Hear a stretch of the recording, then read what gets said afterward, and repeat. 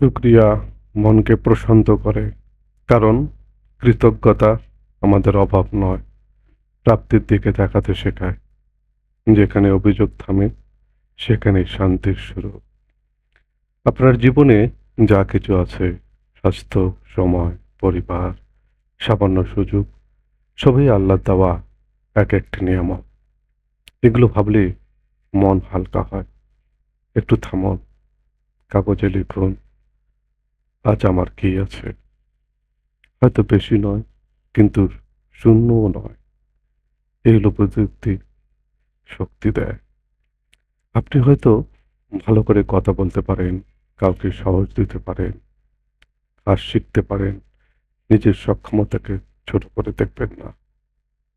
নিজের বিশেষ গুণগুলো চিনলে আত্মবিশ্বাস জন্মায়।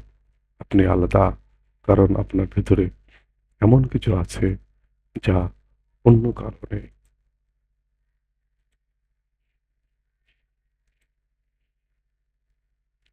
অন্যের জীবনের সাথে তুলনা কষ্ট বাড়ায়, আর নিজের জীবনের জন্য শুকরিয়া শান্তি আনে। পছন্দটা আপনার। এক কাপ চা, প্রিয় মানুষের হাসি, সুস্থ একটি সকাল, এগুলোর জন্য শুকরিয়া জানাতে পারলে জীবন সুন্দর হয়। যে মন শুকরিয়া আদায় করতে জানে, সে মন ভেঙে পড়লেও হাল ছাড়ে না, কারণ সে জানে সব কিছুর মধ্যেই কিছু আছে। প্রতিদিন রাতে 3টি জিনিস লিখুন যার জন্য আপনি কৃতজ্ঞ। দেখবেন ধীরে ধীরে মন বদলে যাচ্ছে।